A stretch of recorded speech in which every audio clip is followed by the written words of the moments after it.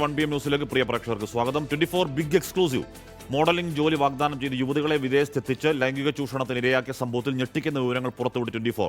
ദുബായിൽ എത്തിച്ച് മയക്കുമരുന്ന് നൽകിയ ശേഷമാണ് ക്രൂരപീഡനം എന്ന് പരാതിക്കാരി വെളിപ്പെടുത്തി. സംഭവത്തിന് പിന്നിൽ രാജ്യാന്തര സെക്സ് റാക്കറ്റിന്റെ പ്രധാന കണ്ണികളെന്നാണ് പോലീസ് കണ്ടെത്തൽ. അന്വേഷണത്തിന് എറണാകുളം DCPയുടെ നേതൃത്വത്തിൽ പ്രത്യേക സംഘം രൂപീകരിച്ചു. അന്ന് ആദ്യത്തെ ഇവരെന്നോട് പറഞ്ഞു, എനിക്കൊരു ക്ലയന്റ് ഉണ്ട്, ഞാൻ പറയും എനിക്ക് അറ്റൻഡ് ചെയ്യാൻ പറ്റത്തില്ല എന്ന് പറഞ്ഞു. ആ സമയത്ത് എന്നെ പിടിച്ചൊരു കുട്ടി അടിക്കുകയും ബലമായിട്ട് ഡ്രിങ്ക്സിൽ എന്തോ ഒരു വെള്ളപ്പൊടി കലക്കി തന്ന് കുടിപ്പിക്കുകയും ബോധം പോകുന്ന രീതിയിലാക്കിയിട്ട് അവരുടെ വേറെ ആൾക്കാർ വരെ പോവുകയൊക്കെ ചെയ്തിരുന്നത് അങ്ങനെയാണ്. പരാതിക്കാരി ക്രൂരമായ കൂട്ടബലാത്സംഗത്തിനാണ് ഇരയായത്. പിടിയിലായ അലീനയും സിന്ധുവും ചേർന്ന് ജോലി വാഗ്ദാനം ചെയ്താണ് പരാതിക്കാരിയെ ദുബായിൽ എത്തിച്ചത്. സിന്ധുവും അലീനയും രാജ്യാന്തര സെക്സ് റാക്കറ്റിലെ പ്രധാന കണ്ണികളെന്നാണ് പോലീസ് കണ്ടെത്തൽ. കേസിൽ 2 യുവതികളുടെ പരാതിയിൽ ഇതുവരെ അറസ്റ്റ് ചെയ്തത് 3 പേരെ. മറ്റു 2 പേർക്കായി അന്വേഷണം ഊർജിതമാക്കിയിട്ടുണ്ട്. പ്രതികളുടെ ഗുണ്ടാബന്ധം DCPയുടെ നേതൃത്വത്തിലുള്ള സംഘം അന്വേഷിക്കും. ഇപ്പം 3 പ്രതികൾ നമ്മുടെ കസ്റ്റഡിയിലുണ്ട്. ഇത് ഡീറ്റെയിൽ അന്വേഷണം ചെയ്തിട്ട് നമുക്ക് ശക്തമായിട്ട് പോകാം. ഒരു SIT DCP 1 അശ്വതിയാണ് അതിന് നേതൃത്വം കൊടുക്കുന്നത്.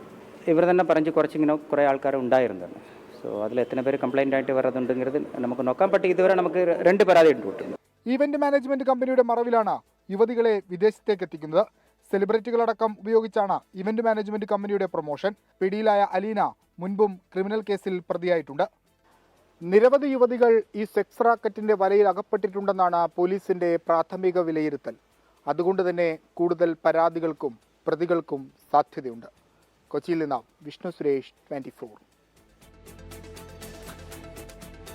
വകുപ്പ് വിഭജനത്തിൽ തട്ടിത്തടഞ്ഞ് മുഖ്യമന്ത്രി VD സതീശൻ മന്ത്രിസഭ അധികാരമേറ്റ് 1 ദിവസം കഴിഞ്ഞിട്ടും വകുപ്പ് വിഭജനം പൂർത്തിയാക്കി വിജ്ഞാപനം പുറപ്പെടുവിക്കാൻ ആയിട്ടില്ല.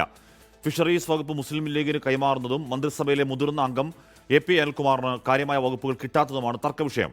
AP അനിൽകുമാറിന് വൈദ്യുതി വകുപ്പിനൊപ്പം സ്പോർട്സ്, പാർലമെന്ററികാര്യ വകുപ്പുകളാണ് വാഗ്ദാനം ചെയ്യപ്പെടുന്നത്.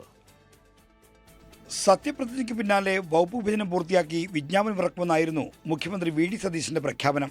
എന്നാൽ അധികാരമേറ്റ് 1 ദിവസം കഴിഞ്ഞിട്ടും വകുപ്പ് വിഭജനം പൂർത്തിയാക്കാനായിട്ടില്ല. ഉന്നത വിദ്യാഭ്യാസ വകുപ്പ് കോൺഗ്രസിന് വിട്ടുകൊടുത്ത മുസ്ലിം ലീഗ് പകരം ഫിഷറീസ് വകുപ്പ് ആവശ്യപ്പെടുന്നുണ്ട്. ലീഗിന് ഫിഷറീസ് വകുപ്പ് നൽകാൻ മുഖ്യമന്ത്രി തീരുമാനമെടുത്ത ശേഷമാണ് ലത്തീൻ കത്തോലിക്ക സഭയിൽ നിന്ന് എതിർപ്പ് വരുന്നത്. ഇതാണ് വകുപ്പ് വിഭജനം പൂർത്തിയാക്കുന്നതിന് മുന്നിലുള്ള പ്രധാന തടസ്സം. വൈകുന്നേരത്തിനകം തർക്കം പരിഹരിക്കാനാണ് തീവ്ര ശ്രമം. ഒരു നടക്കമില്ല. ഇന്നലെ സത്യപ്രതിജ്ഞ കഴിഞ്ഞിട്ടേ ഉള്ളൂ. ഇന്ന് വൈകുന്നേരത്തിനുള്ളിൽ വന്നാൽ മതി, ധാരാളം. അതൊക്കെ ഇന്ന് വൈകുന്നേരം നോട്ടിഫിക്കേഷൻ വരുമ്പോൾ എല്ലാ സംശയവും തീരും. മന്ത്രിസഭയിലെ സീനിയർ മന്ത്രിയായ AP അനിൽകുമാറിന് പ്രധാന വകുപ്പ് നൽകാത്തതിലും പ്രശ്നമുണ്ട്. വൈദ്യുതി, പാർലമെന്ററി കാര്യം, സ്പോർട്സ് വകുപ്പുകളാണ് 3ാം തവണ മന്ത്രിയാകുന്ന AP അനിൽകുമാറിനായി നീക്കിവച്ചിരിക്കുന്നത്. തുറമുഖ വകുപ്പ് മുഖ്യമന്ത്രി കൈവശം വെച്ചിരിക്കുന്നതിൽ KC വേണുഗോപാൽ പക്ഷത്തിന് കടുത്ത എതിർപ്പുണ്ട്. തുറമുഖ വകുപ്പ് വേണമെന്നാണ് KC പക്ഷത്തിന്റെ ആവശ്യം. 24 തിരുവനന്തപുരം. 24 big break. സർക്കാരിന്റെ സാമ്പത്തിക സ്ഥിതിയെക്കുറിച്ച് ധവളപത്രം തയ്യാറാക്കാൻ 4 അംഗ സമിതി. മുൻ ചീഫ് സെക്രട്ടറി KM ചന്ദ്രശേഖർ അധ്യക്ഷനാകും. ധനവകുപ്പ് അഡീഷണൽ ചീഫ് സെക്രട്ടറി KR ജ്യോതിലാലാണ് കൺവീനർ. വിവരങ്ങളുമായി R ശ്രീ ചെയ്യുന്നു. വിവരങ്ങളുമായി ശ്രീത്ത്, ഇന്നലെ മുഖ്യമന്ത്രി VD സതീശൻ ക്യാബിനറ്റ് യോഗത്തിന് ശേഷം ഈ പറയുന്ന സബ് കമ്മിറ്റി ഉണ്ടാക്കുന്നതിനെ പറ്റിയൊക്കെ പറഞ്ഞു. പക്ഷേ അത് കാര്യമായ വിശദീകരണം നൽകിയിരുന്നില്ല. എങ്ങനെയാകും ഈ ധവളപത്രം തയ്യാറാക്കാനുള്ള 4 അംഗ സമിതിയുടെ പ്രവർത്തനം? എപ്പോഴാണ് പ്രവർത്തനം തുടങ്ങുക? എന്താണ് അതിന് ടേംസ് ഓഫ് റെഫറൻസ്? ശ്രീജിത്ത്.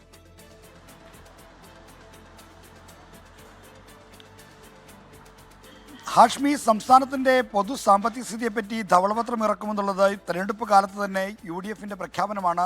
സർക്കാർ അധികാരത്തിൽ വന്ന ശേഷം ധനവകുപ്പിന്റെ ചുമതല കൂടി വഹിക്കുന്ന മുഖ്യമന്ത്രി VD സതീശൻ അത് പ്രഖ്യാപിക്കുകയും ചെയ്തിരുന്നു. ഇന്നലെയും അതേപ്പറ്റിയുള്ള പരാമർശങ്ങളുണ്ടായിരുന്നു. എന്തായാലും ഇന്ന് സംസ്ഥാനത്തിന്റെ പൊതു ധനസ്ഥിതി സംബന്ധിച്ച ഒരു അവലോകനത്തിനായി ധനകാര്യ വകുപ്പുമായി ഉന്നത ഉദ്യോഗസ്ഥരുമായി VD സതീശൻ ചർച്ച നടത്തിയിരുന്നു. ആ ചർച്ചയ്ക്ക് ശേഷമാണ് ധവളപത്രം ഇറക്കുന്നതിനെ പറ്റി ഉള്ള ആലോചനകൾക്കായി അത് തയ്യാറാക്കുന്നതിനായി സമിതി രൂപീകരിച്ചത്. മുൻ ക്യാബിനറ്റ് സെക്രട്ടറിയും ചീഫ് സെക്രട്ടറിയുമായ KM ചന്ദ്രശേഖറാണ് സംസ്ഥാനത്തിൻ്റെ ഈ ധവളപത്രം ഇറക്കുന്നതുമായി ബന്ധപ്പെട്ട സമിതിയുടെ അധ്യക്ഷനാകുന്നത്. സംസ്ഥാന ധനകാര്യ വകുപ്പിൻ്റെ additional chief secretary KR Jyothilal കൺവീനറാകും. CDSന്റെ ഡയറക്ടറായ D വീരമണി ആയിരിക്കും ഈ സമിതിയിലെ ഒരംഗം. മറ്റൊരംഗം മുൻ CDS ഡയറക്ടറായ D നാരായണിയാണ്. അങ്ങനെ 4 അംഗ സമിതി എത്രയും വേഗം ഈ ധവളപത്രം തയ്യാറാക്കി റിപ്പോർട്ട് നൽകണം എന്നാണ് സർക്കാരിന് മുഖ്യമന്ത്രി നൽകിയിരിക്കുന്ന നിർദ്ദേശം. അതനുസരിച്ച് വേഗത്തിൽ മാസത്തിൽ തന്നെ ഈ സമിതിയുടെ പ്രവർത്തനം ആരംഭിക്കും. ഇതോടൊപ്പം തന്നെ കിഫ്ബിയുടെ പ്രധാനപ്പെട്ട ഉദ്യോഗസ്ഥരും ഇന്ന് മുഖ്യമന്ത്രി വി.ഡി. സതീശനുമായി കൂടിക്കാഴ്ച നടത്തിയിരുന്നു. കിഫ്ബിയുമായി ബന്ധപ്പെട്ട നിരവധി ആക്ഷേപങ്ങൾ തെരഞ്ഞെടുപ്പ് കാലത്ത് UDF ഉന്നയിച്ചതാണ്. അതുകൊണ്ട് തന്നെ ഈ കിഫ്ബിയുടെ പ്രവർത്തനങ്ങളുമായി ബന്ധപ്പെട്ട ഒരു സമഗ്ര അവലോകനം മുഖ്യമന്ത്രി വി.ഡി. സതീശൻ നേരിട്ട് നിന്ന് നടത്തും. അതുമായി ബന്ധപ്പെട്ട ചില അന്വേഷണ നടപടികളിലേക്കും മറ്റും സർക്കാർ പോകാനുള്ള സാധ്യതയും തള്ളിക്കളയാൻ കഴിയില്ല. OKR സീതാണ് വാർത്തയുടെ വിവരങ്ങൾ നൽകിയത്. സർക്കാരിന്റെ യഥാർത്ഥ സാമ്പത്തികാവസ്ഥ എന്താണ് എന്നറിയാനാണ് വൈറ്റ് പേപ്പറിലെ അന്വേഷണം. അതിലാണ് ധവളപത്രം. വളരെ വേഗം തന്നെ അതുണ്ടാകുമെന്ന് ഇന്നലെ മുഖ്യമന്ത്രി വി.ഡി. സതീശൻ തന്നെ ക്യാബിനറ്റ് യോഗത്തിന് ശേഷം തീരുമാനങ്ങൾ വിശദീകരിക്കുക പറഞ്ഞതുമാണ്. UDF സർക്കാരിന്റെ സത്യപ്രതിജ്ഞാ ചടങ്ങിനിടെ വന്ദേമാതര ആലാപനത്തിൽ വിമർശനവുമായി LDF. വന്ദേമാതരം പൂർണ്ണമായി ആലപിച്ചത് സംഘപരിവാർ അജണ്ട നടപ്പാക്കാൻ എന്ന് ഇടത് നേതാക്കൾ പറഞ്ഞു. അതിനിടെ KSRTC സൗജന്യ യാത്രയിൽ വിവാദ പരാമർശവുമായി CPM നേതാവ് M.M. മണി രംഗത്തെത്തി.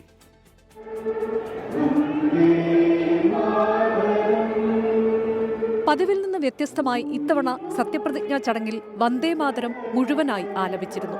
ഇക്കാര്യത്തിൽ LDF നേതാക്കളുടെ വിമർശനം ഇങ്ങനെ: മഹാത്മാഗാന്ധിയും നെഹ്റുവും പഠിപ്പിച്ച അടിസ്ഥാന മൂല്യങ്ങളിൽ ഏറ്റവും മുഖ്യമാണ് മതനിരപേക്ഷത. അതിൻ്റെ ആശയങ്ങളെ ചോദ്യം ചെയ്യുന്ന ഭാഗങ്ങളാണ് ഒഴിവാക്കപ്പെടേണ്ടത്. ആ ഒഴിവാക്കൽ ആണ് ഇവിടെ മറന്നുപോയിരിക്കുന്നത്. വന്ദേമാതരത്തിന്റെ എല്ലാ ഈരടികളും പാടിയത് ഒരു രാഷ്ട്രീയ പ്രശ്നമായിട്ടാണ് കാണേണ്ടത്, ഒരു മതപ്രശ്നമല്ല. നമ്മുടെ രാജ്യത്തിന്റെ ഭരണഘടന മുന്നോട്ട് വെക്കുന്ന സെക്യുലറിസത്തിന്റെ ആശയത്തിന് വെല്ലുവിളിയേകുന്ന നിലയാണ് ഇത് എന്നുള്ളത്. ആശാ വർക്കേഴ്സിന് ഓണറേറിയം കൂട്ടിയതിനെ ഇടതു നേതാക്കൾ സ്വാഗതം ചെയ്തു. എന്നാൽ വാഗ്ദാനം പൂർണ്ണമായി പാലിക്കപ്പെട്ടിട്ടില്ല എന്നാണ് പ്രതികരണം. തുടക്കം എന്നുള്ള നിലയിലാണ് 3000 രൂപയെ സമീപിക്കുന്നതെങ്കിൽ അത് സ്വാഗതാർഹമായ നടപടിയാണ്. ഗവൺമെന്റ് അതിവേഗത്തിൽ ആശാവർക്കർമാർക്കും ജനങ്ങൾക്കും നൽകിയിട്ടുള്ള ഈ ഉറപ്പ് പാലിക്കണം എന്ന നിലപാടാണ് ഞങ്ങൾ മുന്നോട്ട് വെക്കുന്നത്. പിന്നെ 21,000 ആക്കണം എന്ന് പറയുമ്പോൾ പ്രത്യേകിച്ച് നമുക്ക് കേന്ദ്ര ഗവൺമെന്റിൽ നിന്നുള്ള വലിയ പ്രതിസന്ധിയൊക്കെ വന്നപ്പോൾ അത് കൊടുക്കാൻ കഴിഞ്ഞില്ല എന്ന് വെച്ച് ആർഷിയോട് ഞങ്ങൾ എന്തെങ്കിലും ദുർമുഖം കാണിച്ചോ? അതേസമയം KSRTC ബസ്സുകളിൽ സ്ത്രീകൾക്ക് സൗജന്യ യാത്ര നടപ്പാക്കുന്നതിൽ വിവാദ പരാമർശവുമായി CPIM നേതാവ് M.M. മണി രംഗത്തെത്തി. പിന്നെ അതൊക്കെ ഇപ്പോൾ കാണാം. എന്നിട്ട് പിന്നെ സതീശന്റെ വീട്ടിൽ നിന്ന് കൊണ്ടുവന്നു KSRTC നടത്താൻ സതീശനുണ്ടാക്കുന്ന കാണാമല്ലോ. പുതിയ സർക്കാരിന്റെ പ്രഖ്യാപനങ്ങളെ വിമർശിക്കില്ലെന്നും ജനവിരുദ്ധ നിലപാടുകളുണ്ടായാൽ വിമർശനങ്ങൾ ഉണ്ടാകുമെന്നും LDF നേതാക്കൾ പറയുന്നു. News desk 24. ഔദ്യോഗിക വസ്തുക്കൾക്കായി അവകാശവാദം ഉന്നയിച്ച് മന്ത്രിമാർ. ഒരു വസ്തുക്ക് 3 മന്ത്രിമാർ വരെ അവകാശവാദം ഉന്നയിച്ചിട്ടുണ്ട്. എന്നാൽ ഔദ്യോഗിക വാഹനങ്ങളിൽ 13ാം നമ്പർ പക്ഷേ ആർക്കും വേണ്ട. മുഖ്യമന്ത്രി ഉൾപ്പെടെ 21 മന്ത്രിമാർ. ടൂറിസം വകുപ്പിന് കയ്യിലുള്ളതാകട്ടെ 20 മന്ത്രിമന്ദിരങ്ങൾ. UDFിനുള്ളിൽ വകുപ്പ് വിഭജന തർക്കം തുടരുന്നതിനിടെയാണ് മന്ത്രിമന്ദിരങ്ങൾക്കുമായുള്ള പിടിവലി. നിള, സാനഡു, ഗ്രേസ് എന്നിവയ്ക്കാണ് ആവശ്യക്കാരേറെ. ഒരു വസതിക്ക് 3 മന്ത്രിമാർ വരെ അവകാശവാദം ഉന്നയിച്ചിട്ടുണ്ട്. സാനഡുവിനായി K. മുരളീധരനും ഗ്രേസിനായി KA. തുളസിയും. മന്ത്രിമന്ദിരങ്ങൾ തൽക്കാലം മോടി പിടിപ്പിക്കാനില്ലെന്ന് മുഖ്യമന്ത്രി പറയുമ്പോഴും വാർഷിക അറ്റകുറ്റപ്പണികൾ എന്ന പേരിൽ 3,95 ലക്ഷം രൂപ പൊതുഭരണ വകുപ്പ് അനുവദിച്ചു. 9 മന്ത്രിമന്ദിരങ്ങൾ മോടി പിടിപ്പിക്കുന്നതിനാണ് തുക അനുവദിച്ചത്. അതേസമയം മുഖ്യമന്ത്രിയുടെ ഔദ്യോഗിക വസതിയായ ക്ലിഫ് ഹൗസിന് പണം അനുവദിച്ചിട്ടില്ല. 1,35 ലക്ഷം രൂപയായിരുന്നു ക്ലിഫ് ഹൗസിന്റെ അറ്റകുറ്റപ്പണിക്കായി ചീഫ് എഞ്ചിനീയർ ആവശ്യപ്പെട്ടത്. ക്ലിഫ് ഹൗസ് കൂടുതൽ മോടി പിടിപ്പിക്കേണ്ടെന്ന് മുഖ്യമന്ത്രി വി.ഡി. സതീശൻ പൊതുഭരണ വകുപ്പിന് നിർദ്ദേശം നൽകിയിരുന്നു. മുഖ്യമന്ത്രി വി.ഡി. സതീശൻ ഔദ്യോഗിക വസതിയായ ക്ലിഫ് ഹൗസിലേക്ക് മാറുന്നത് ഒരാഴ്ച വൈകും. UDF മന്ത്രിമാർക്ക് 13ാം നമ്പറിനോടുള്ള അനിഷ്ടവും തുടരുന്നു. മന്ത്രിമാർക്കുള്ള ഔദ്യോഗിക വാഹനങ്ങളിൽ 13ാം നമ്പർ ആരും സ്വീകരിച്ചില്ല. കഴിഞ്ഞ സർക്കാരിൽ മന്ത്രി P. പ്രസാദായിരുന്നു 13ാം നമ്പർ കാർ ഉപയോഗിച്ചിരുന്നത്. VS അച്യുതാനന്ദൻ സർക്കാരിൽ MA ബേബിയും 1ാം പിണറായി വിജയൻ സർക്കാരിൽ തോമസ് ഐസക്കും 13ാം നമ്പർ വാഹനം ചോദിച്ചു വാങ്ങിയിരുന്നു. വാഹന നമ്പറിലും ഔദ്യോഗിക വസതിയിലും ഇന്നു വൈകുന്നേരത്തോടെ അന്തിമ തീരുമാനമാകും. 24 തിരുവനന്തപുരം. മത്സരിച്ച മുഴുവൻ പേരെയും വിജയിപ്പിച്ചെങ്കിലും കോഴിക്കോട്, കാസർഗോഡ് ജില്ലകളിൽ നിന്ന് മന്ത്രിമാരില്ലാത്തതിൽ മുസ്ലിം ലീഗിൽ അമർഷം. പരിപാടികൾ കാളെക്കൂട്ടാനും വിജയിപ്പിക്കാനും മാത്രമാണോ അണികൾ എന്നാണ് ചോദ്യം. കളമശ്ശേരി MLA VE അബ്ദുൽ ഗഫൂറിനെ മന്ത്രിയാക്കിയതിലും സമൂഹ മാധ്യമങ്ങളിൽ വിമർശനങ്ങളുണ്ട്. മുസ്ലിം ലീഗ് ആസ്ഥാനം നിലനിൽക്കുന്ന കോഴിക്കോട് ജില്ല പാർട്ടി പരിപാടികൾ വിജയിപ്പിക്കാൻ മാത്രമുള്ളതോ എന്നാണ് ഒരു വിഭാഗത്തിന്റെ വിമർശനം. കോഴിക്കോടിന് മന്ത്രി ഉണ്ടാകുമെന്ന് നേരത്തെ സംസ്ഥാന അധ്യക്ഷൻ പാണക്കാട് സാദിഖ് അലി ശിഹാബ് തങ്ങൾ ഉറപ്പു നൽകിയിരുന്നു. പ്രതിഷേധങ്ങൾക്ക് പിന്നാലെ 2.5 വർഷത്തിന് ശേഷം കുറ്റ്യാടി MLA പാറക്കൽ അബ്ദുള്ളയ്ക്ക് മന്ത്രിസ്ഥാനം നൽകുമെന്ന് സാദിഖ് അലി തങ്ങൾ പ്രഖ്യാപിച്ചിരുന്നു. പക്ഷേ ഇതിലും തൃപ്തരല്ല അണികൾ. കാസർഗോഡിനോടും അവഗണനയെന്ന ആക്ഷേപമുയരുന്നുണ്ട്. ശക്തമായ മത്സരത്തിനൊടുവിലാണ് AKM അഷ്റഫും കല്ലട്ര മായിൻ ആയിജിയും വിജയിച്ച് കയറിയത്. എന്നിട്ടും ഇരുവരെയും പരിഗണിച്ചില്ല. സാദിഖ് അലി തങ്ങളുടെയും PK കുഞ്ഞാലിക്കുട്ടിയുടെയും സോഷ്യൽ മീഡിയ അക്കൗണ്ടുകളിൽ അണികളുടെ വിമർശനം നിറയുകയാണ്. കളമശ്ശേരി MLA വി അബ്ദുൾ ഗഫൂറിന് മന്ത്രിസ്ഥാനം നൽകിയത് എന്ത് യോഗ്യതയുടെ അടിസ്ഥാനത്തിലെന്നും അണികൾ ചോദിക്കുന്നു. വരുന്ന നേതൃയോഗത്തിൽ വിഷയം ഉന്നയിക്കാനാണ് കാസർഗോഡ്, കോഴിക്കോട് ജില്ലകളിൽ നിന്നുള്ള പ്രതിനിധികളുടെ തീരുമാനം. 24 മലപ്പുറം. സംസ്ഥാന സെക്രട്ടറി എന്ന നിലയിൽ MV ഗോവിന്ദൻ തികഞ്ഞ പരാജയമെന്ന് CPIM തിരുവനന്തപുരം ജില്ലാ സെക്രട്ടേറിയറ്റിൽ രൂക്ഷ വിമർശനം. തലസ്ഥാന ജില്ലയിലെ പാർട്ടിയിൽ സെക്രട്ടറിയാകാൻ ആരുമില്ല എന്ന പരാമർശത്തിലും MV ഗോവിന്ദനെതിരെ നിശിത വിമർശനമുയർന്നു. അതേസമയം പാർട്ടിയിൽ നേതൃമാറ്റത്തിന്റെ ആവശ്യം ഇപ്പോൾ ഇല്ല എന്ന് CPIM കേന്ദ്ര കമ്മിറ്റി അംഗം TP രാമകൃഷ്ണൻ പ്രതികരിച്ചു. തിരഞ്ഞെടുപ്പ് ഫലം അവലോകനം ചെയ്യാൻ ചേർന്ന തിരുവനന്തപുരം ജില്ലാ സെക്രട്ടറി യോഗത്തിൽ MV ഗോവിന്ദന്റെ സാന്നിധ്യത്തിലായിരുന്നു വിമർശന വർഷം. ഭാര്യ തളിപ്പറമ്പിൽ സ്ഥാനാർത്ഥിയായതോടെ സംസ്ഥാന സെക്രട്ടറി തിരഞ്ഞെടുപ്പ് കാലത്ത് കണ്ണൂർ കേന്ദ്രീകരിച്ചാണ് പ്രവർത്തിച്ചത്. പാർട്ടിയുടെ ചരിത്രത്തിൽ ഇങ്ങനെയൊരു സെക്രട്ടറി ഉണ്ടായിട്ടില്ലെന്ന് മുതിർന്ന നേതാക്കൾ വിമർശിച്ചു. തിരുവനന്തപുരം ജില്ലയിൽ ജില്ലാ സെക്രട്ടറിയാകാൻ ആളില്ലെന്ന് പറഞ്ഞതിൽ MV ഗോവിന്ദൻ രൂക്ഷമായ വിമർശനമാണ് നേരിട്ടത്. ഗോവിന്ദൻ എന്നാണ് പ്രവർത്തനം തുടങ്ങിയെന്ന് എല്ലാവർക്കും അറിയാം. അക്കാലത്ത് തന്നെ ജില്ലയിലെ പാർട്ടിയിലുള്ളവരാണ് തങ്ങളെന്ന് മുതിർന്ന ജില്ലാ സെക്രട്ടറി അംഗം N രതീന്ദ്രൻ തുറന്നടിച്ചു. മുൻ മേയർ ആര്യ രാജേന്ദ്രനെതിരെ വി ശിവൻകുട്ടിയും രംഗത്ത് വന്നു. മുൻ മേയറെ പ്രചരണ വാഹനത്തിൽ കയറ്റിയപ്പോൾ സ്ത്രീകളിൽ നിന്ന് പോലും കടുത്ത പ്രതിഷേധമുണ്ടായി. 1400 വോട്ട് പ്രതീക്ഷിച്ച മുൻ മേയറുടെ വാർഡിൽ 5 വോട്ടിന്റെ ലീഡ് മാത്രമാണ് ഉണ്ടായതെന്നും വി ശിവൻകുട്ടി പറഞ്ഞു. തിരഞ്ഞെടുപ്പ് അവലോകനത്തിനായി ചേർന്ന CPIMന്റെ ജില്ലാ നേതൃയോഗങ്ങളിലെല്ലാം നേതൃത്വത്തിനെതിരെ രൂക്ഷമായ വിമർശനമുണ്ട്. ഈ യോഗം ചേരുന്നത് നല്ല ശക്തമായ വിമർശനങ്ങൾ ഉയർത്തുന്നതിന് വേണ്ടിയാണ്. വിമർശനങ്ങൾക്കും ശരിയായ വിലയിരുത്തലുകൾക്കും പുതിയ നിർദ്ദേശങ്ങൾക്കും ഒക്കെ വേണ്ടിയാണ് ഈ കമ്മിറ്റികൾ ചേരുന്നത്. വിമർശനം ഉയർന്നുണ്ടെങ്കിലും പാർട്ടിയിൽ നേതൃമാറ്റം വേണ്ടെന്ന് മുതിർന്ന നേതാക്കൾ പ്രതികരിച്ചു. ഇതുവരെ നടന്ന ചർച്ചയിലോ നിലപാടുകളിലോ ഒരു നേതൃമാറ്റത്തിന്റെ ആവശ്യമുണ്ട് എന്നുള്ളത് ഇപ്പോൾ ഉയർന്നു വന്നിട്ടില്ല. നേതൃത്വം എന്തെങ്കിലും തിരുത്തൽ നടപടികൾക്ക് വിധേയമാകേണ്ടെങ്കിൽ അത് ജനങ്ങളുടെ അഭിപ്രായങ്ങളും പാർട്ടിക്കകത്ത് ഉയർന്നു വരുന്ന അഭിപ്രായങ്ങളും മനസ്സിലാക്കി ആവശ്യമായ തിരുത്തലുകൾ വരുത്തി മുമ്പോട്ട് പോകും. വ്യക്തിയെ കേന്ദ്രീകരിച്ച് വിമർശനം നടത്തേണ്ട ആവശ്യമില്ലെന്നും തെരഞ്ഞെടുപ്പിൽ തോറ്റതുകൊണ്ട് തങ്ങളെ ഒരു പുല്ലും ചെയ്യാൻ ആർക്കും കഴിയില്ലെന്നും M മണിയും പ്രതികരിച്ചു. 24 തിരുവനന്തപുരം. CPIM പുറത്താക്കിയ കണ്ണൂർ തളിപ്പറമ്പ് MLA TK ഗോവിന്ദന്റെ ഭാര്യയും മലപ്പട്ടം പഞ്ചായത്ത് മുൻ പ്രസിഡന്റുമായ KP രമണയുടെ ചിത്രങ്ങൾ പഞ്ചായത്ത് ഓഫീസിൽ നീക്കി. 2020-25 ഭരണസമിതി നടത്തിയ വികസന പ്രവർത്തനങ്ങളുമായി ബന്ധപ്പെട്ട ചിത്രങ്ങളാണ് ചുമരിൽ നിന്നും മാറ്റിയത്. ലാമിനേറ്റ് ചെയ്ത 100ഓളം ചിത്രങ്ങൾ ഉൾപ്പെട്ട ഡോക്യുമെന്റേഷനുകളാണ് പഞ്ചായത്ത് ഓഫീസിൽ നിന്ന് നീക്കിയത്. CPM ശ്രീകണ്ഠാപുരം ഏരിയ കമ്മിറ്റി അംഗമായിരുന്ന രമണി 2020-25 മലപ്പട്ടം പഞ്ചായത്ത് പ്രസിഡന്റായിരുന്നു. TK ഗോവിന്ദന്റെ തെരഞ്ഞെടുപ്പ് പ്രചാരണത്തിൽ പങ്കെടുത്തതിനെ തുടർന്ന് രമണിയെ CPMൽ നിന്ന് പുറത്താക്കിയിരുന്നു. ഇതിന്റെ പ്രതികാര നടപടിയായിട്ടാണ് ചിത്രങ്ങൾ നീക്കിയതെന്നാണ് കോൺഗ്രസ് ആരോപണം.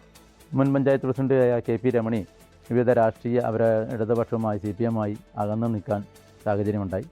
മാറി നിൽക്കുന്നതുകൊണ്ട് പ്രതിഷേധിച്ചുകൊണ്ട് ആ ഭരണസമിതിയുടെ ആ കാലഘട്ടത്തിലെ ഡോക്യുമെൻ്റ് എല്ലാം എടുത്തു മാറ്റിയതായി കാണാൻ സാധിച്ചു.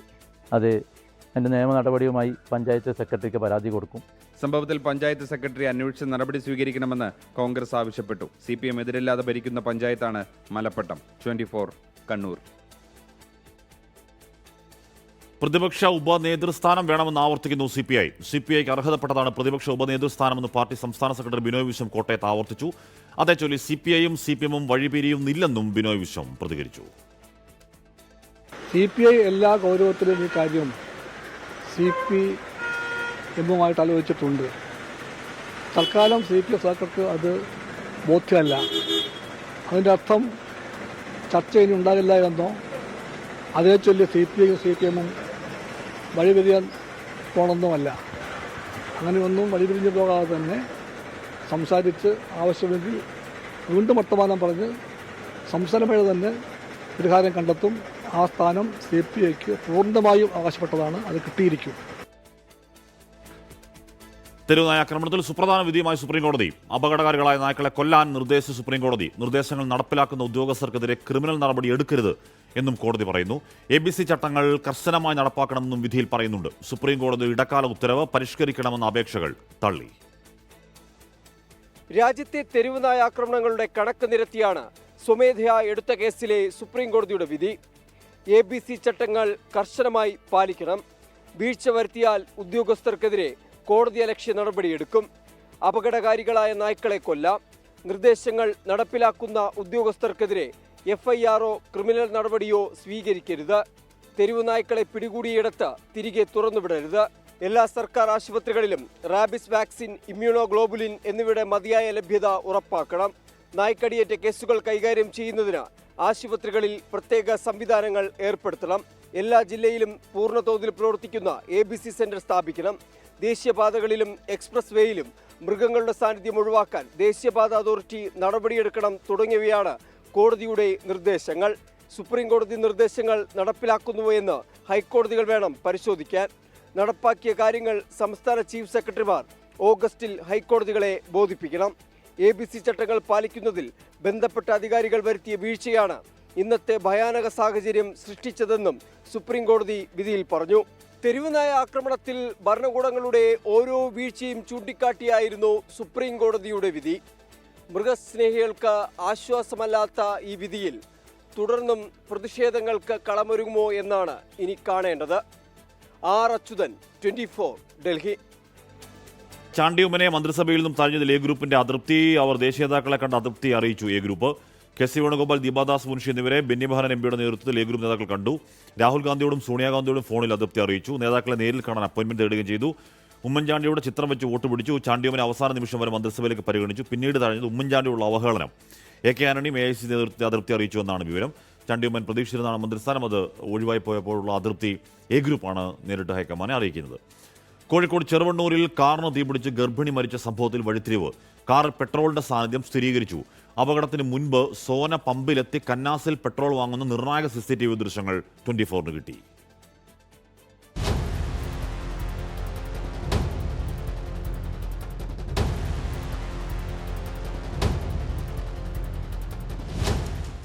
ചെറുവണ്ണൂർ കക്കറമുക്ക് പൂവത്തുംചാലിൽ രജിൻലാലിന്റെ ഭാര്യ സോനയാണ് കഴിഞ്ഞ ദിവസം തീപിടുത്തത്തിൽ മരിച്ചത്. സംഭവം ആസൂത്രിതമെന്നാണ് പോലീസ് പറയുന്നത്. കാറിനുള്ളിൽ പെട്രോൾ സൂക്ഷിച്ചിരുന്നതായി പോലീസ് കണ്ടെത്തി. തീ പിടിക്കാൻ കാരണം പെട്രോൾ എന്ന് പോലീസ് കണ്ടെത്തുമ്പോൾ സോനയുടെ മരണത്തിൽ ദുരൂഹതയേറുകയാണ്. പെട്രോൾ പമ്പിലെത്തി സോന പെട്രോൾ വാങ്ങുന്നതിന്റെ CCTV ദൃശ്യങ്ങളും പോലീസിന് ലഭിച്ചു.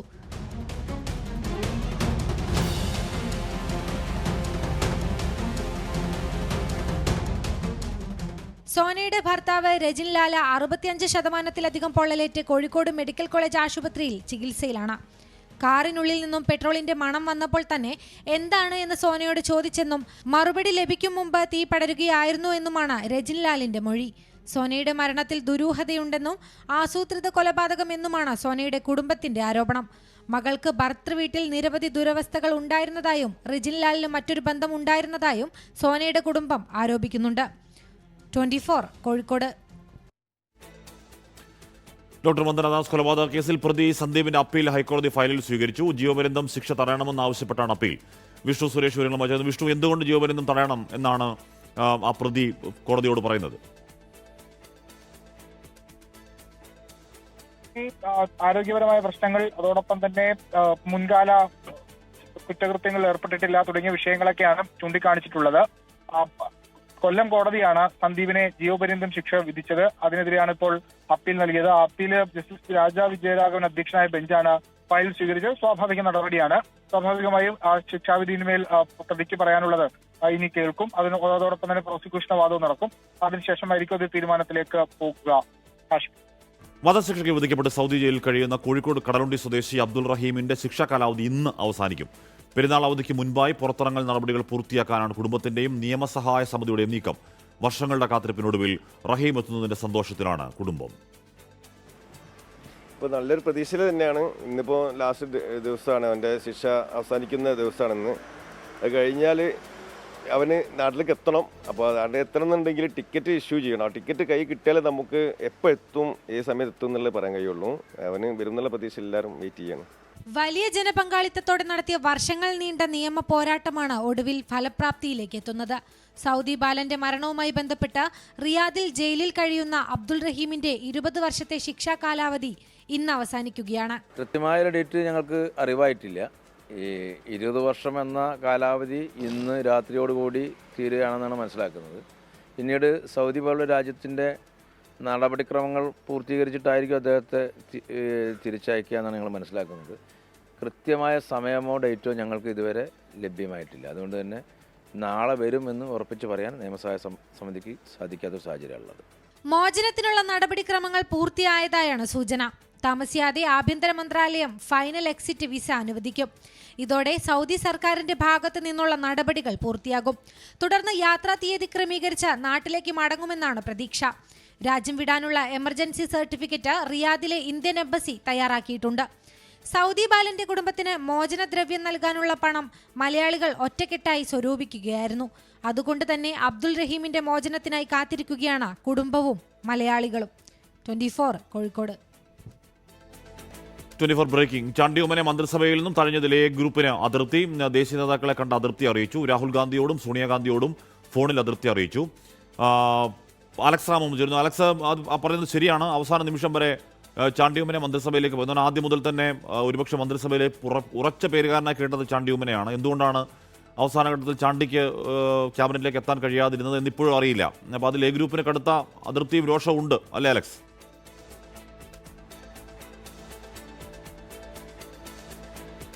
ഹാഷ്മി, നിസ്സംശയം പറയാം, പലവിധമായ മാനദണ്ഡങ്ങൾ പരിഗണിച്ചാണ് ചാണ്ടി ഉമ്മൻ അവസാനം വരെ മന്ത്രിസഭയിലേക്ക് തന്റെ പേര് ഉറപ്പിച്ചിരുന്നത്. ഒന്ന് യുവാക്കളുടെ പ്രാതിനിധ്യം, ഒന്ന് വൻ ഭൂരിപക്ഷത്തിൽ പുതുപ്പള്ളിയിൽ നിന്ന് തിരഞ്ഞെടുക്കപ്പെട്ട MLA, ജനകീയനായ യുവ നേതാവ്, മറ്റൊന്ന് ഉമ്മൻചാണ്ടി ഫാക്ടർ. ഇതെല്ലാം പരിഗണിച്ച് ചാണ്ടി ഉമ്മന് മന്ത്രിസ്ഥാനം ഏറെക്കുറെ ഉറപ്പിച്ചിരുന്നതാണ് മന്ത്രിസഭയിൽ, വി ഡി സതീശൻ മന്ത്രിസഭയിൽ. പക്ഷേ അദ്ദേഹത്തെ തഴഞ്ഞു എന്നുള്ളതാണ് എ ഗ്രൂപ്പിന്റെ പൊതുവികാരം.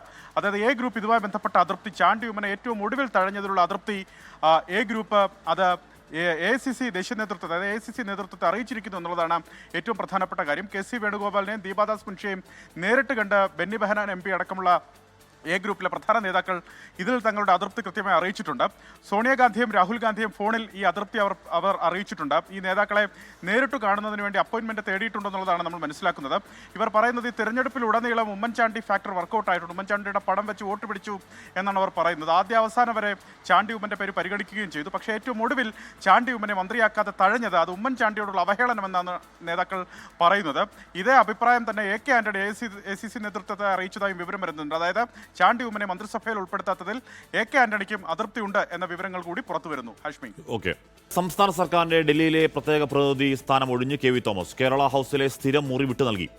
വിവരങ്ങളുമായി അർജുൻ പീതാംബരൻ ചേരുന്നു. അർജുൻ, അതിനകത്തൊരു പ്രത്യേക സർക്കാർ മാറിയപ്പോൾ സർക്കാർ നിയോഗിച്ച പ്രത്യേക ദൂതൻ മാറി, അതിനാലൊരു പ്രത്യേക രാജിക്കത്തിന്റെ ആവശ്യം ഉണ്ടാവില്ല അല്ലേ? കശ്മീർ 2023 ജനുവരി 19 KV തോമസിനെ കേരള സർക്കാരിന്റെ ഡൽഹിയിലെ പ്രത്യേക പ്രതിനിധിയായിക്കൊണ്ട് അവിടുത്തെ ക്യാബിനറ്റ് ഉത്തരവ് പുറപ്പെടുവിച്ചത്. ആ ഒരു ഉത്തരവിൽ തന്നെ പറഞ്ഞിരുന്നു, ഈ LDF സർക്കാർ പൂർത്തിയാക്കുന്നു അല്ലെങ്കിൽ LDF സർക്കാർ എന്ന് ഒഴിയുന്നു അന്ന് തന്നെ KV തോമസിന്റെയും സ്ഥാനം ഡിസോൾവ് ആകുമെന്നുള്ള കാര്യം ഈ ഒരു നിയമന ഉത്തരവിൽ രേഖപ്പെടുത്തിയിട്ടുണ്ട് എന്നുള്ള കാര്യമാണ് ഇപ്പോൾ KV തോമസ് വ്യക്തമാക്കുന്നത്. അതുകൊണ്ട് തന്നെ ഒരു പ്രത്യേക രാജിയുടെ ആവശ്യമില്ല എന്നുള്ള കാര്യം ഇതിനോടകം തന്നെ KV തോമസ് വ്യക്തമാക്കുന്നു. കഴിഞ്ഞ ദിവസം കേരളത്തിൽ പുതിയ മന്ത്രിസഭ അധികാരത്തിൽ വന്നത്, അതുകൊണ്ട് തന്നെ തൻ്റെ ഈ ഡൽഹിയിലെ പ്രത്യേക പ്രതിനിധിയായിട്ടുള്ള ആ ഒരു സ്ഥാനവും ഒഴിഞ്ഞു എന്നുള്ള കാര്യമാണ് KV തോമസ് വ്യക്തമാക്കിയിട്ടുള്ളത്. മാത്രമല്ല അദ്ദേഹം ഡൽഹിയിൽ സ്ഥിരമായി താമസിച്ചുകൊണ്ടിരുന്ന കേരള ഹൗസിലെ 304 നമ്പർ മുറിയിലാണ്. ആ ഒരു മുറിയും ഇപ്പോൾ അതിഥികൾക്കായി വിട്ടു നൽകാൻ തുടങ്ങിയിരിക്കുന്നു എന്നുള്ള കാര്യമാണ് കേരള ഹൗസ് അധികൃതരും അതുപോലെ തന്നെ KV തോമസും നമ്മളോട് വ്യക്തമാക്കിയിരിക്കുന്നത്. തിരഞ്ഞെടുപ്പ് കേരള ഹൗസിൽ ഒരു സ്ഥിരമുറി ഉണ്ടായിരുന്നു, മന്ത്രിസഭ ഒഴിഞ്ഞു, അതോടെ കാലാവധി തീർന്നു, അതോടെ പ്രത്യേക രാജ്യം ആവശ്യമില്ല. KV തോമസ് ആ സ്ഥാനം ഒഴിഞ്ഞു. KV തോമസിന്റെ ആ പദവി, അദ്ദേഹത്തിന് നൽകുന്ന ഓണറേറിയം ഒക്കെ വലിയ തോതിൽ രാഷ്ട്രീയ വിമർശന വിധേയമായതുകൂടിയാണ്. സംസ്ഥാന ഭരണസ്ഥിരാ കേന്ദ്രമായ സെക്രട്ടേറിയറ്റിന് സമര ഗേറ്റ് വർഷങ്ങൾക്ക് ശേഷം തുറന്നു. ഗേറ്റിന് മുന്നിലുണ്ടായിരുന്ന ബാരിക്കേഡും നീക്കി. നിലവിൽ ഉദ്യോഗസ്ഥർക്കും മന്ത്രിവാഹനങ്ങൾക്കുമാണ് അതുവഴി പ്രവേശനം. സെക്രട്ടേറിയറ്റിലെ പ്രധാന ഗേറ്റുകളിലൊന്നാണ് സമര ഗേറ്റ് എന്നറിയപ്പെടുന്ന നോർത്ത് ഗേറ്റ്. വർഷങ്ങളായി അടഞ്ഞുകിടന്ന ഗേറ്റ് പുതിയ സർക്കാർ അധികാരത്തിലെത്തിയതോടെ തുറന്നു. പിണറായി സർക്കാരിന്റെ കാലത്താണ് സുരക്ഷ കണക്കിലെടുത്ത ഗേറ്റ് പൂർണ്ണമായി അടച്ചത്.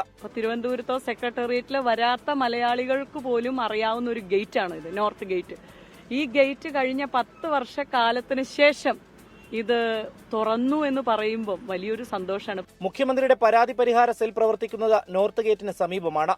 നിലവിൽ പൊതുജനങ്ങൾക്ക് ഇതുവഴി പ്രവേശനമില്ല. തൊട്ടടുത്ത കന്റോൺമെന്റ് ഗേറ്റ് വഴിയാണ് പ്രവേശനം. ഉദ്യോഗസ്ഥർക്കും മന്ത്രിവാഹനങ്ങൾക്കും ഇതുവഴി പ്രവേശിക്കാം. മുൻകാലങ്ങളിൽ ഭരണാധികാരികൾ ഇത് അടയ്ക്കാൻ ഉത്തരവിട്ടിട്ടുണ്ടാവും, അതുകൊണ്ടാണ് ഇത് അടഞ്ഞു കിടന്നത്. അതായത് സർക്കാരിന് ജനങ്ങളെ അകറ്റി നിർത്തുക എന്നുള്ളൊരു സമീപനം ഇല്ലാത്തത് കൊണ്ടാണ് ഈ ഗേറ്റ് ഇവിടെ ഇന്ന് മലർക്കെ തുറന്നു കിടക്കുന്നത്. ഗേറ്റിന് മുന്നിൽ സ്ഥാപിച്ചിരിക്കുന്ന നോർത്ത് ഗേറ്റ് എന്ന ബോർഡിലെ N അക്ഷരം ഇളകി മാറിയിട്ട് കാലങ്ങളായി. ഉടൻ N എന്ന അക്ഷരം അവിടെ സ്ഥാപിക്കുമെന്നുകൂടി പ്രതീക്ഷിക്കാം. ഒട്ടേറെ പരിഷ്കാരങ്ങൾ, അടിപൊളി മാറ്റങ്ങൾ. ഇനി എന്തൊക്കെ മാറുമെന്നുള്ളത് കണ്ടറിയണം. ക്യാമറമാൻ അരുണിനൊപ്പം റിനു ശ്രീധർ, 24 തിരുവനന്തപുരം. അപ്പോൾ തുറന്ന സമരഗേറ്റിൽ കൂടി മുഖ്യമന്ത്രി വി ഡി സതീശൻ പുറത്തേക്ക് ഇറങ്ങുന്ന ദൃശ്യങ്ങളാണ് പ്രേക്ഷകർ കാണുന്നത്. കുറേയധികം വർഷങ്ങൾക്ക് ശേഷമാണ്, ഒരു 10 വർഷത്തെ ഇടവേളയ്ക്ക് ശേഷമാണ് സമരഗേറ്റ് നോർത്ത് ഗേറ്റ് തുറക്കുന്നത്. പിണറായി സർക്കാരിനെതിരായ പ്രതിഷേധങ്ങളുടെ ഒരു കേന്ദ്രമായി, അല്ല പിണറായി സർക്കാരിന് മാത്രമല്ല സാധാരണഗതിയിൽ സർക്കാരുകളുടെ എതിരായ സമരങ്ങളുടെ ഒരു കേന്ദ്രമായി ആ ഗേറ്റ് മാറാറുണ്ടായിരുന്നു. അതിലെ സുരക്ഷാ ക്രമീകരണങ്ങളൊക്കെ പരിഗണിച്ചാണ് ആ ഗേറ്റ് സ്ഥിരമായി പൂട്ടിയത്.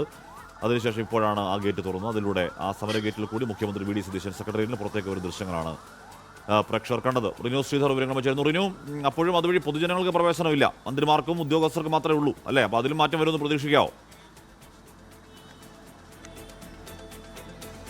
തീർച്ചയായും ഹാഷ്മി, പിണറായി സർക്കാരിന്റെ കാലത്ത് അടച്ചിട്ട ആ ഒരു ഗേറ്റ്, നോർത്ത് ഗേറ്റ്, സമര ഗേറ്റ് എന്നറിയപ്പെടുന്ന ഗേറ്റ്, അത് വർഷങ്ങൾക്ക് ശേഷം തുറന്നിരിക്കുന്നു. അതൊരു ഭരണ പരിഷ്കാരമായി തന്നെ നമുക്ക് കാണാം. പക്ഷേ നിലവിൽ ഈ കണ്ടോൺമെന്റ് ഗേറ്റിലാണ് പാസ് എടുത്ത് അകത്തേക്ക് സാധാരണക്കാരായിട്ടുള്ള ജനങ്ങൾക്ക് പ്രവേശിക്കാൻ വേണ്ടി കഴിയുക. അതുവഴി തന്നെയാണ് ഇപ്പോഴും അവരെ കയറ്റിവിടുന്നത്. ഉദ്യോഗസ്ഥരും അതുപോലെ തന്നെ മന്ത്രിമാരുടെ വാഹനം എന്നിവയ്ക്കാണ് അകത്തേക്ക് പ്രവേശനമുള്ളത്. ഇത് സെക്രട്ടേറിയറ്റിലേക്കുള്ള എൻട്രൻസ് ആണ്, എക്സിറ്റ് അല്ല എന്നുള്ളതാണ് ഏറ്റവും പ്രധാനപ്പെട്ട ആ ഒരു കാര്യം. പക്ഷേ CM ഇന്ന് ഇതുവഴി തന്നെ വന്നു, ഈ തുറന്ന ഗേറ്റിലൂടെ തന്നെ പുറത്തേക്ക് വന്നു എന്നുള്ളതാണ്. അകത്തുള്ള സാധാരണ ജനങ്ങൾക്ക് ഏതെങ്കിലും കാര്യത്തിന് അവിടേക്ക് എത്തുന്നവർക്ക് പുറത്തേക്ക് ഇതുവഴി വരാമെന്നുള്ളതാണ്. പക്ഷേ അകത്തേക്ക് പ്രവേശനമില്ല. കണ്ടോൺമെന്റ് ഗേറ്റിലൂടെ പാസ് എടുത്ത് അകത്തേക്ക് പ്രവേശിക്കണമെന്നുള്ളതാണ്. നമുക്ക് ഈ ഗേറ്റിന്റെ തൊട്ട് വശത്ത് നേരത്തേക്ക് തന്നെ നമ്മൾ നൽകിയതാണ്. ഉമ്മൻചാണ്ടി സർക്കാരിന്റെ സമയത്ത് സന്ദർശന സമയം വൈകുന്നേരം 3 മുതൽ 5 വരെ എന്നുള്ള ബോർഡ്, ഒരു ഇരുമ്പിൽ തീർത്തൊരു ബോർഡൊക്കെ ഇവിടെ ഉണ്ട്, അതിപ്പോഴും ഇവിടെ ഉണ്ട്. പക്ഷേ ആൾക്കാർക്ക് ആർക്കും 3 മണിക്ക് ശേഷവും 5 മണി വരെയും പ്രവേശനം ഉണ്ടായിരുന്നില്ല എന്നുള്ളതാണ്.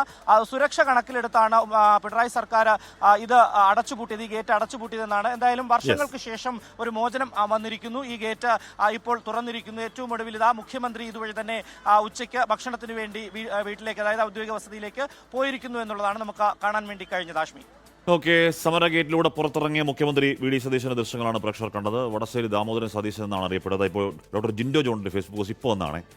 Thekkumkattil John Roman Catholic Jinto എന്നല്ല, ജിൻഡോ ജോൺ, അത് മതി, അങ്ങനെ അറിയപ്പെട്ടാൽ മതി, അതല്ലേ അതിൻ്റെ ഒരു ബ്യൂട്ടി. പഞ്ചത്തിൽ കുറഞ്ഞാലും ജാതിവാലുകൾ ചുമക്കാത്ത കോൺഗ്രസ് ആവുന്നതാണ് കുറെക്കൂടി ഇൻക്ലൂസീവ്. എൻ്റെ രാഷ്ട്രീയത്തിൻ്റെ ബോധ്യങ്ങൾ കൂടിയാണ്, ഒരല്പം ലെഫ്റ്റായ ഒരു കോൺഗ്രസ് ബോധ്യം, പിന്നൊരു തീ. അതാണ് ഫേസ്ബുക്ക് പോസ്റ്റ്. എന്താണ് ഈ സമയത്തെ ആ പോസ്റ്റിൻ്റെ അർത്ഥമെന്ന് അറിയില്ല. ഇനി വടശ്ശേരി ദാമോദരൻ മേനോൻ സതീശൻ എന്ന ലെഫ്റ്റ് ഹാൻഡിലുകളിൽ വിമർശന വിധേയമാകുന്ന ആ സത്യപ്രതിജ്ഞാവാചകമാണോ ജിൻഡോയുടെയും ഫേസ്ബുക്ക് പോസ്റ്റിൻ്റെ അർത്ഥമെന്ന് അറിയില്ല, ചോദിക്കാം. 2009 പൗരത്വ നിയമങ്ങളിൽ ഭേദഗതി വരുത്തി കേന്ദ്ര ആഭ്യന്തര മന്ത്രാലയം. ഇനി മുതൽ പുതിയ പൗരത്വം ലഭിക്കുന്നവർ പഴയ പാസ്പോർട്ട് കെട്ടിവെക്കണം. പാകിസ്ഥാൻ, അഫ്ഗാനിസ്ഥാൻ, ബംഗ്ലാദേശ് പാസ്പോർട്ടുകൾ കൈവശമുള്ളവർക്കാണ് പുതിയ നിയമം ബാധകമാവുക. പാകിസ്ഥാൻ, അഫ്ഗാനിസ്ഥാൻ, ബംഗ്ലാദേശ് എന്നീ രാജ്യങ്ങളിൽ നിന്നുള്ളവർ ഇന്ത്യൻ പൗരത്വത്തിനു വേണ്ടി അപേക്ഷിക്കുമ്പോൾ മുൻ പാസ്പോർട്ടുകൾ വെളിപ്പെടുത്തണമെന്ന വ്യവസ്ഥയാണ് ഭേദഗതിയിൽ ഉൾപ്പെടുത്തിയിരിക്കുന്നത്. ഡോക്യുമെന്റേഷൻ കാര്യക്ഷമമാക്കുക, നടപടിക്രമങ്ങൾ കൂടുതൽ സുതാര്യമാക്കുക, വ്യക്തത വരുത്തുക എന്നിവയാണ് ലക്ഷ്യമെന്ന് ആഭ്യന്തര മന്ത്രാലയം പറയുന്നു. മാറ്റങ്ങളുടെ ഭാഗമായി നിയമത്തിന്റെ ഷെഡ്യൂൾ 1C പുതിയ ക്ലോസ് ചേർത്തിട്ടുണ്ട്. ഈ 3 രാജ്യങ്ങളിൽ നിന്നുള്ള സാധുവായതോ അസാധുവായതോ ആയ പാസ്പോർട്ടുകൾ ഉണ്ടോ എന്ന് വെളിപ്പെടുത്തണം. ഇല്ലെങ്കിൽ അത് സ്ഥിരീകരിക്കണം. പൗരത്വത്തിന് അപേക്ഷിച്ചാൽ പാസ്പോർട്ടിന്റെ നമ്പർ, ഇഷ്യൂ ചെയ്ത തീയതി, സ്ഥലം എന്നിവ ഉൾപ്പെട്ട വിശദ വിവരം നൽകണം. പൗരത്വം ലഭിച്ചാൽ 15 ദിവസത്തിനകം പാസ്പോർട്ടുകൾ സറണ്ടർ ചെയ്യണം. നൽകിയ വിവരങ്ങൾ തെറ്റാണെങ്കിൽ പൗരത്വം തള്ളുമെന്നും കേന്ദ്രം വ്യക്തമാക്കി. പശ്ചിമബംഗാളിലെ കുടിയേറ്റക്കാരെ ലക്ഷ്യമിട്ടാണ് കേന്ദ്ര നീക്കമെന്ന വാദം നടപടി പ്രഖ്യാപിച്ചതിന് പിന്നാലെ ഉയർന്നിട്ടുണ്ട്. 24 ഡൽഹി. അതിനിടെ രാജ്യത്ത് ഒരാഴ്ചക്കിടെ ഇന്ധനവില വീണ്ടും കൂട്ടി. പെട്രോൾ ലിറ്ററിന് 86 പൈസയും ഡീസൽ ലിറ്ററിന് 83 പൈസയുമാണ് കൂട്ടിയത്. പെട്രോൾ ഡീസൽ വില ഇക്കഴിഞ്ഞ വെള്ളിയാഴ്ച 3 രൂപ കൂട്ടിയിരുന്നു. ദിവസങ്ങൾക്കുള്ളിലാണ് വീണ്ടും വില വർധന. പെട്രോളിന് കൂട്ടിയത് 86 പൈസയും ഡീസലിന് 83 പൈസയും. ഇതോടെ കൊച്ചിയിൽ പെട്രോളിന് 109 രൂപ 60 പൈസയും ഡീസലിന് 98 രൂപ 45 പൈസയുമായി. പശ്ചിമേഷ്യൻ സംഘർഷത്തെ തുടർന്ന് ആഗോള വിപണിയിൽ ക്രൂഡ് ഓയിൽ വില കൂടിയതാണ് വില വർധനവിന് കാരണമായി പറയുന്നത്. ഇതൊരു തുടക്കം മാത്രമാണെന്നും തെരഞ്ഞെടുപ്പ് കഴിഞ്ഞതിനാൽ ഇനിയും പണപ്പെരുപ്പമുണ്ടാകുമെന്നും കോൺഗ്രസ് വിമർശിച്ചു. തീരുമാനം ആശങ്കപ്പെടുത്തുന്നതെന്ന് ജനങ്ങൾ പ്രതികരിച്ചു. എന്നാൽ രാജ്യത്ത് ഇന്ധനക്ഷാമമില്ലെന്നാണ് കേന്ദ്ര സർക്കാർ വാദം. അസംസ്കൃത എണ്ണ, PNG, LPG എന്നിവ മതിയായ അളവിൽ ലഭ്യമാണെന്നാണ് വിശദീകരണം. 24 ഡൽഹി. IPL പ്ലേ ഓഫ് പ്രതീക്ഷ നിലനിർത്താൻ രാജസ്ഥാൻ റോയൽസ് ഇന്ന് ജീവൻ മരണ പോരാട്ടമാണ്. രാത്രി 7:30 ജയ്പൂരിൽ നടക്കുന്ന മത്സരത്തിൽ ലക്നൌ സൂപ്പർ ജയൻസ് ആണ് എതിരാളികൾ. 12 മത്സരങ്ങളിൽ 12 പോയിന്റുള്ള രാജസ്ഥാന് ശേഷിക്കുന്ന 2 കളികളിൽ ജയിച്ചാലേ പ്ലേ ഓഫ് പ്രതീക്ഷയുള്ളൂ. നേരത്തെ തന്നെ പ്ലേ ഓഫ് കാണാതായ ലക്നൌ പോയിന്റ് പട്ടികയിലെ അവസാന സ്ഥാനത്ത് രക്ഷപ്പെടാനുള്ള തത്രപ്പാടിലാണ്. കൊല്ലം പേരൂർ സർവീസ് സഹകരണ ബാങ്കിൽ ലോക്കറിൽ സൂക്ഷിച്ച 48 പവൻ സ്വർണം കാണാനില്ലെന്ന പരാതിയിൽ ബാങ്കിന് മുന്നിൽ സമരം ആരംഭിച്ച കുടുംബം. കഴിഞ്ഞ മാസം 27-നുണ്ടായ സംഭവത്തിൽ ഇതുവരെയും അധികൃതർ കൃത്യമായ മറുപടി നൽകാത്തതിനാലാണ് കുടുംബത്തിന്റെ പ്രതിഷേധം. 2013-ലാണ് പേരൂർ സ്വദേശിയായ ധന്യ സർവീസ് സഹകരണ ബാങ്കിൽ ലോക്കറെടുക്കുന്നതും സ്വർണം വെച്ചു തുടങ്ങുന്നതും. 2024 ഡിസംബർ 10-നെത്തി ഒരു കൈച്ചെയിൻ മാത്രം എടുത്തു മടങ്ങി. വീണ്ടും ഏപ്രിൽ 27-ന് ബാങ്കിലെത്തി നോക്കുമ്പോൾ ലോക്കറിൽ സ്വർണമില്ല. നിരുത്തരവാദിത്വപരമായ മറുപടി അധികൃതരിൽ നിന്നുകൂടി ലഭിച്ചതോടെ യുവതി പോലീസിലും പരാതി നൽകിയിരുന്നു. ഇതുവരെയും സ്വർണത്തിന്റെ കാര്യത്തിൽ തീരുമാനമാകാത്തതിനാലാണ് ബാങ്കിന് മുന്നിൽ സമരം ആരംഭിച്ചത്. മറ്റേതെങ്കിലും ലോക്കറിൽ എന്റെ ഗോൾഡ് ഇരിപ്പുണ്ടോ എന്ന് നോക്കട്ടെ എന്ന് പറയുന്ന അല്ലാതെ വ്യക്തമായ ഒരു മറുപടി എനിക്ക് കിട്ടുന്നില്ല. എൻ്റെ അച്ഛൻ മെനങ്ങാൻ ഈ ബാങ്കിൽ വന്നിരുന്നു. അപ്പോഴും ലോക്കർ കഴിഞ്ഞ വിധു എന്ന് പറഞ്ഞ ചേട്ടൻ പറയുന്നത് 10 ദിവസത്തിന് ഇത് കണ്ടുപിടിക്കും അണ്ണാ എന്ന് പറയുന്നത്. എന്നിട്ടും ഒരു വ്യക്തമായിട്ട് എനിക്കൊരു മറുപടിയില്ല. എനിക്കിത് എന്ന് കിട്ടുമെന്ന് ബാങ്കുകാർ പറയുന്നില്ല. അപ്പം അതുകൊണ്ട് ഞാനും എൻ്റെ കുടുംബവും മുന്നോട്ട് എൻ്റെ പ്രതിഷേധമായിട്ട് മുന്നോട്ട് പോകാൻ എനിക്ക് വരാൻ വഴിയില്ല. യുവതി പരാതി അറിയിച്ച സമയം തന്നെ പോലീസിൽ വിവരം ധരിപ്പിച്ചു എന്നാണ് ബാങ്ക് ഭരണസമിതിയുടെ വിശദീകരണം. അതേസമയം സ്വർണം എവിടെ എന്ന ചോദ്യത്തിന് മറുപടിയില്ല. സംഭവത്തിൽ കിളികൊല്ലൂർ പോലീസ് ബാങ്കിലെത്തി രേഖകൾ പരിശോധിച്ചു.